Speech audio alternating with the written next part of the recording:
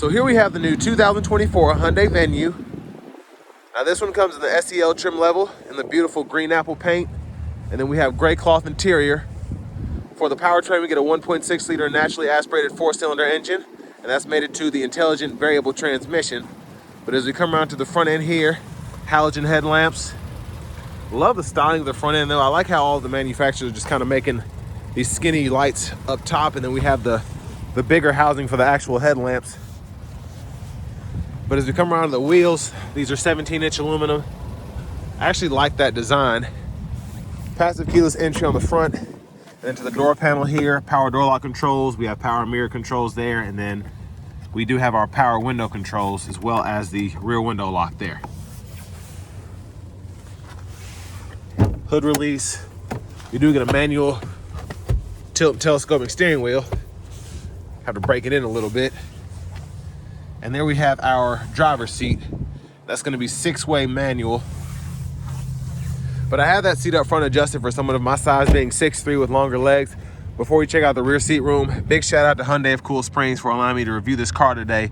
I'll leave a link below in the description, and y'all just take a look at that. Stickers at $23,685. So you can pause there if you want to take a closer look at anything. Well, let's check out this rear seat room next. And that looks tight, but let's try it out. So not terrific leg room, but this is pretty much a subcompact SUV. I do like that we get 2 USB-C charge ports here, then a little storage pocket there if you want to have a phone sitting there while it's charging. And there's a view of the front from back here. Grab handle, we can hang a plastic hanger or a metal hanger hook there if you want to hang your shirts up. And then we're going to release the gas cap just for those who are concerned about things like this. I like to go ahead and point that out.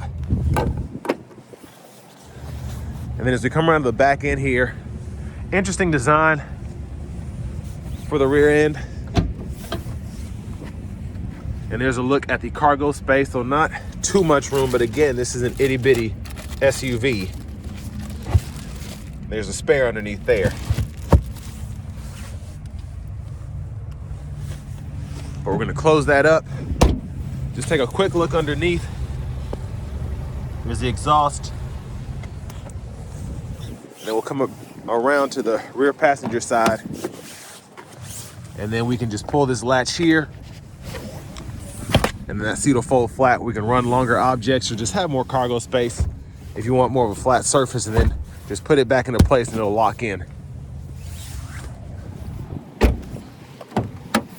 Can't feel my hands, it's freezing out today, but here's our manual passenger seat, front passenger seat, excuse me. And then here, I love how they put that little pocket there. Glove compartment here with the owner's manuals.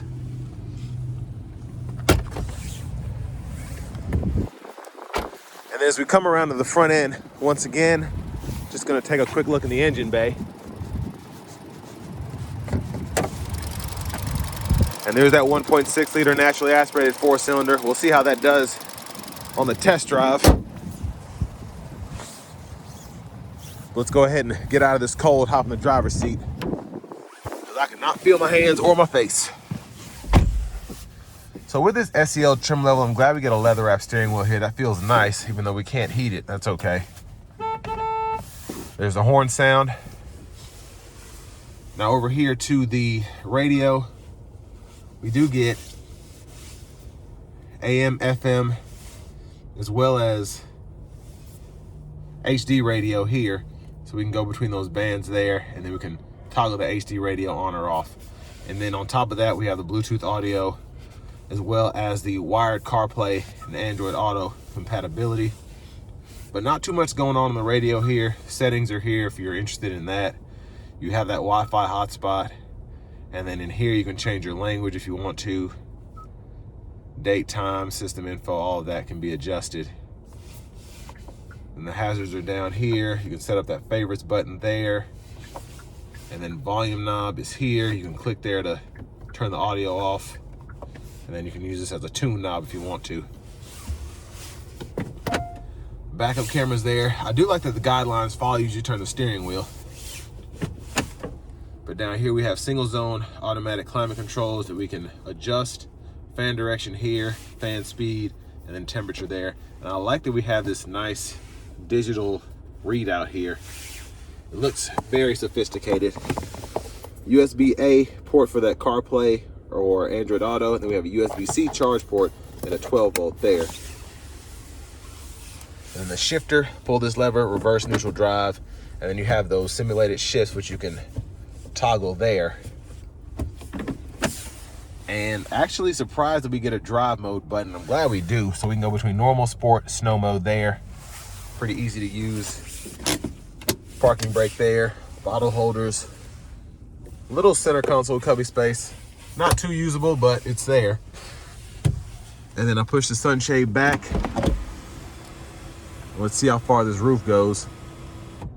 So one touch, second touch pushes it all the way back. So pretty impressed by that, especially on a vehicle that's under $24,000 sticker. Those buttons are right there. We do have the vanity mirror here, and we can just turn that light on or off. Now back to the steering wheel. Blinkers over here. Headlamps can be controlled there. And then we can toggle the high beams there, turn them off there, and then flash here.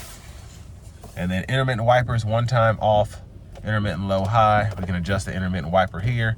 And then we do get a rear wiper too, so low high there. Push back for that rear wiper fluid, pull up for the front wiper fluid. And then voice recognition, we can go through our audio sources here. Volume can be toggled up or down, then we can click that to mute. And then we can go through track list or radio station presets here. Bluetooth, favorites button for the steering wheel. So you have a custom steering wheel button, and you have a custom audio system button. So I like that you're able to have two separate shortcuts set up for yourself. And then we have our standard cruise controls here.